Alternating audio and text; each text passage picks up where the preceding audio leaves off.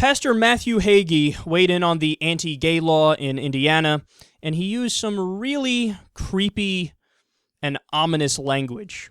We have turned our back on values that have made us great, and we have embraced the values that deteriorate society.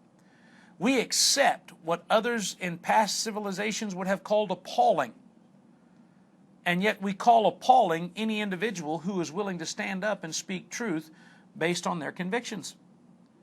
Paul continues, and when he gets down to the bottom line, he says that the ultimate digression of society is that men give up natural affections for women and women give up natural affections for men, and they are given over to a reprobate mind. Because if people of faith and those who love truth and those who are willing to stand up in conviction for righteousness do not begin to get in touch with their legislators and support those who are defending truth and denounce those who are not, we will lose the battle for righteousness in America. And believe me, it is a war. It is a war between good and evil. It is a war between light and darkness. So you're evil if you're for gay rights. You are in darkness. You're part of the dark side if you're for gay rights. And of course, he represents goodness and the light and the truth. He goes on there to bring up that word many times. You know, we're standing for the truth. What truth? What fucking truth are you standing for? You're standing for what you think is the truth based off of your interpretation of your holy book and your religion. It ain't got nothing to do with truth. That's your opinion. That's all it is. And it's your opinion based on bullshit. It's your opinion based on books written thousands of years ago from a bunch of idiots in the desert who thought they were talking to a sky god that wasn't there.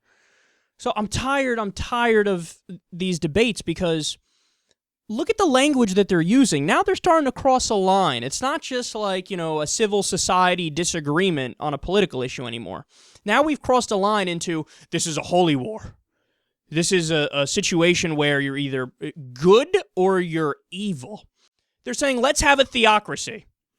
Well, guys, if the Founding Fathers wanted to set up a Christian nation, as these guys believe that the Founding Fathers did, well, they would have done it. They could have done it. If they wanted to do it, they could have just put it in plain language. For the record, Christian nation, that's what we got here. Here's the official church. We just picked it out. This is the church right here. This is a Christian nation. Are you aware of that? It's Christian. It's Christian. But how many times does the word Christianity appear in the Bible? I'm sorry, not in the Bible. How many times does it appear in the Constitution? 0. How many times does the words, the Bible, appear in the Constitution? 0. How about God? 0. How about Jesus? 0. How about any other biblical figures? 0. How about the Ten Commandments? 0. So how can it be a Christian nation when they didn't say it's Christian nation and they didn't even mention Christianity? All they mentioned was religion to say, don't establish one! So this idea of like, well, you're evil if you don't agree with implementing our religious ideology, that sounds a lot like another group, or a various set of groups. I believe the term jihadis is used to describe them.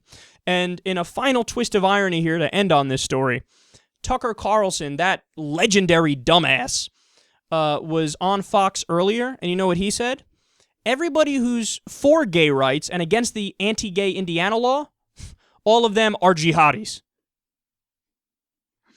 So you guys, the fundamentalist Christians who are forcing your religious beliefs into law and forcing them on us, you're not like the other religious fundamentalists who have anti-gay beliefs and who try to force it onto people via law. No.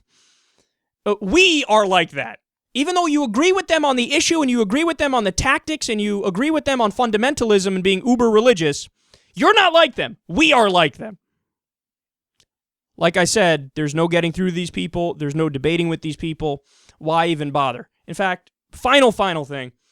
I agree with this guy that this is a battle of good versus evil. He just has the sides fucked up.